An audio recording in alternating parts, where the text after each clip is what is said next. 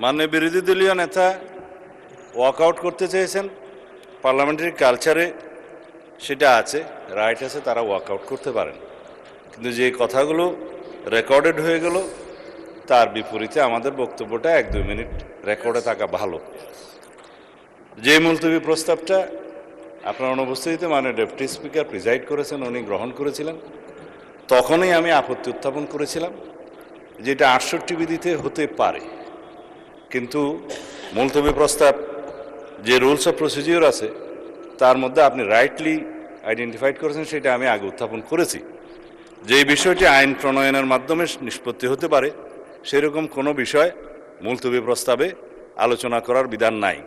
এটা আপনাদের উদারতা, আর হাউজের অভিভাবক হিসাবে জাতীয় গুরুত্বপূর্ণ ইস্যু হিসাবে উত্থাপিত হয়েছে, আপনি আলোচনার জন্য রেখেছেন এবং সেটা 2 ঘন্টা আলোচনার জন্য সময় নির্ধারিত হয়েছে, উভয় পক্ষে আলাপ আলোচনা হয়েছে।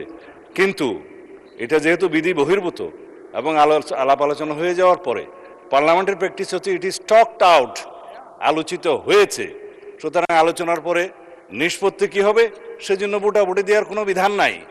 শুধুমাত্র মুলতবি প্রস্তাব উত্থাপিত হবে কি না, উত্থাপিত হবে অথবা হবে না তার উপরে ভোটাভুটির বিধান আছে। কিন্তু আপনি যদি তখন ভোটাভুটি বিধান দিতেন তাহলে পরে এই আলোচনার প্রস্তাব উত্থাপিতই হতো না।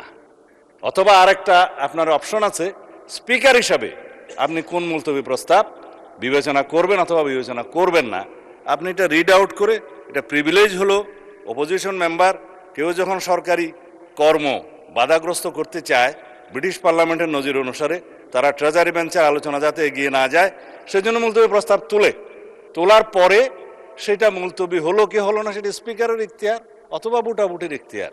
তখন মুলতবি প্রস্তাবটা আলোচনা না হলেও প্রিভিলেজটা হলো যে তাদের উত্থাপিত বিষয়টা আপনাকে পড়তে হয়, সেইটাই। আর আমরা কোনো মুলতবি প্রস্তাব এখানে রিড আউট করি নাই মাননীয় স্পিকার। উনি যেটা বলেছেন সেটা অসত্য বলেছেন। যেটা মুলতবি প্রস্তাব আমিও শুনেছি আজকে একজন বেসরকারি সদস্য উত্থাপন করতে পারেন, সেটা আপনাকে বিবেচনা করতে হবে, যেহেতু একই বিষয়ে আপনি বিরোধী দলের মাননীয় নেতার একই রকম মুলতবি প্রস্তাব আপনি গ্রহণ করেছেন।